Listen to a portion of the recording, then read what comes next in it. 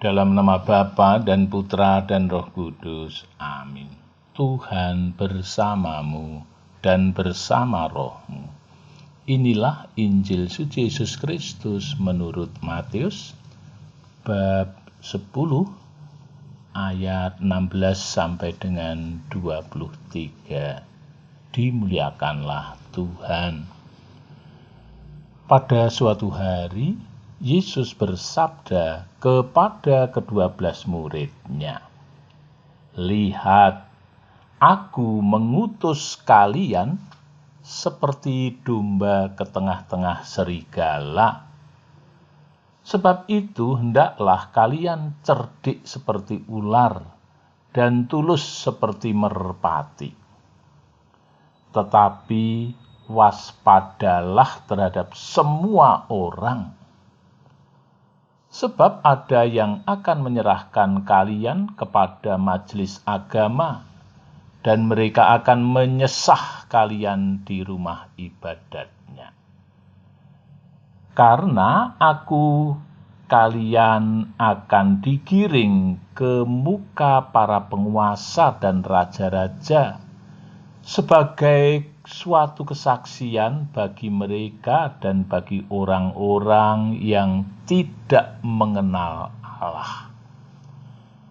Apabila mereka menyerahkan kalian, janganlah kalian khawatir akan bagaimana dan akan apa yang harus kalian katakan, karena semuanya itu akan dikurniakan kepadamu pada saat itu juga. Karena bukan kalian yang akan berbicara, melainkan Roh Bapamu. Dialah yang akan berbicara dalam dirimu. Orang akan menyerahkan saudaranya untuk dibunuh. Demikian pula seorang ayah terhadap anaknya. Anak-anak akan memberontak terhadap orang tuanya dan akan membunuh mereka. Dan kalian akan dibenci semua orang oleh karena namaku. Tetapi barang siapa bertahan sampai pada kesudahannya akan selamat. Apabila mereka menganiaya kalian di suatu kota, larilah ke kota yang lain. Aku berkata kepadamu, sungguh sebelum kalian selesai mengunjungi kota-kota Israel, Anak Manusia sudah datang. Demikianlah Injil Tuhan. Terpujilah Kristus. Saudari-saudaraku, putra-putri Allah dalam Tuhan Yesus, mengapa orang baik itu malah sering mengalami penderitaan dan penganiayaan, tetapi orang jahat hidupnya adem ayem, sehat dan sejahtera? Kemungkinan terjadi orang-orang yang baik membawa ketidaknyamanan hidup bagi orang yang berbuat jahat, orang yang hatinya tidak bersih. Walaupun begitu, hendaklah putra-putri Allah tetap bertahan di dalam penganiayaan. Dan Tuhan Yesus menghendaki tetap setialah kepadanya. Maka kebaikan akan tampil sebagai pemenang. Asalkan mampu hidup dengan cerdik seperti ular dan tulus seperti merpati. Cerdik itu artinya dengan menggunakan akal budi supaya bisa bertahan dan menghindari segala konflik yang merugikan kedua-duanya. Tulus itu artinya hidupnya mengarahkan agar orang yang jahat akhirnya bisa bertobat dan selamat.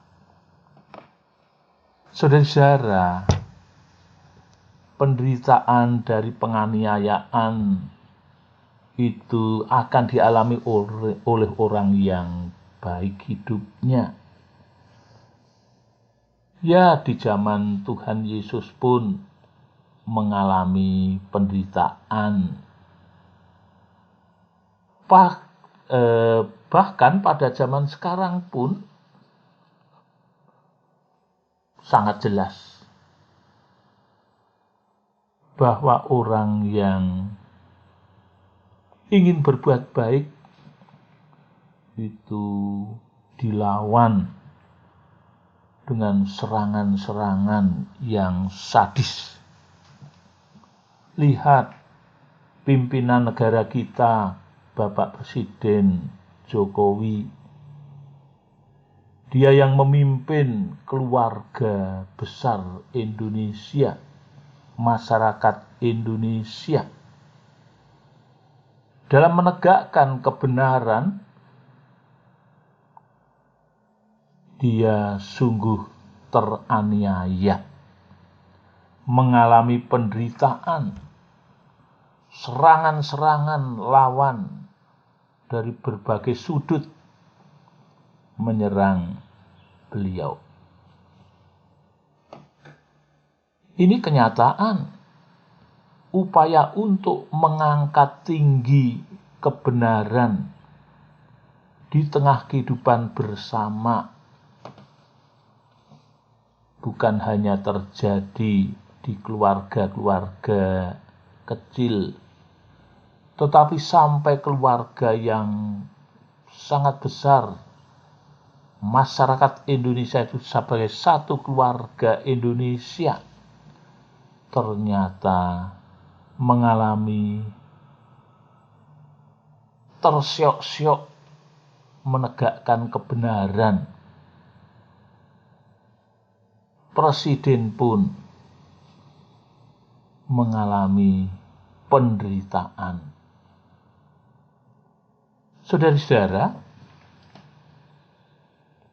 yang mempertahankan kebenaran duniawi saja banyak orang yang menyerang dan melawan. Apalagi menegakkan kebenaran surgawi. Banyak orang yang merasa diri paling benar di dalam agamanya, merasa diri paling hebat, dan menilai agama lain itu tidak benar. Agama lain itu arahnya ke neraka. Ini kebenaran yang sungguh memprihatinkan dalam menegakkannya. Padahal semua agama, aneka macam agama, sungguh ingin menyembah yang satu, yakni Allah. Hanya beda-beda namanya itu. Allah, Allah, Sang Yang Adi Buddha, Brahman, Ida, Sang Yang Vidivasa, Sian Kong, Sangdi, Allah Tritunggal, dan aneka macam nama Allah yang berbeda-beda satu dengan yang lain. Dari semua nama itu sebenarnya mengarah kepada yang satu, yakni Tuhan sejati. Tuhan yang dipuja oleh semua agama dengan nama yang berbeda-beda, dan seluruh pemujanya aneka macam agama itu sesungguhnya memuja satu Tuhan yang sama. Entah sadar atau tidak sadar, Tuhan Allah itu satu, sama. Dengan demikian, aneka macam agama yang menyembah Allah yang sebenarnya satu dengan mereka masing-masing memberikan nama yang berbeda-beda,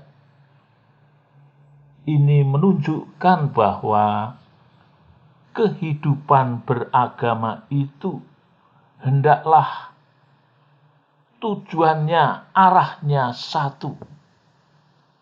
Hanya caranya, jalannya berbeda-beda, tetapi sungguh ingin memuja, memuliakan Allah yang satu. Saudara-saudara, kita selaku putra-putri Allah, kita mendapatkan perutusan untuk mewartakan Injil. Ini mewartakan kebenaran Allah sesuai dengan iman kita sebagai Allah Tritunggal itu. Memang kita menghadapi banyak aneka tantangan. Gereja bisa ditolak, bahkan dibungkam, difitnah, diserang.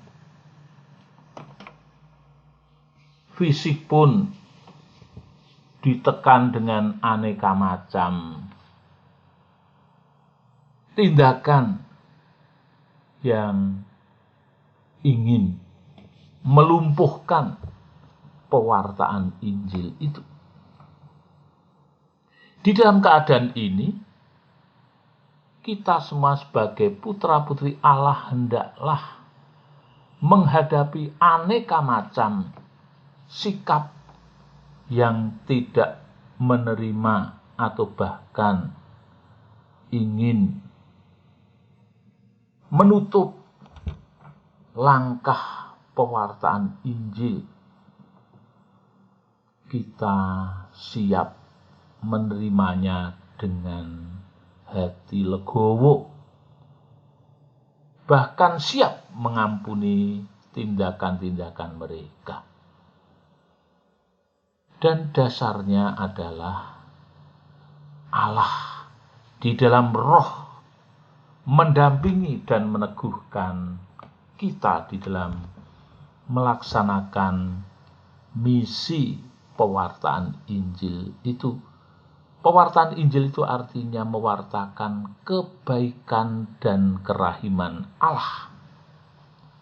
Karena kerahiman Allah itu tidak pernah kering, melimpah bagi putra-putri Allah, sehingga mampu membawakan kerahiman Allah itu sampai kepada semua orang yang terbuka hatinya.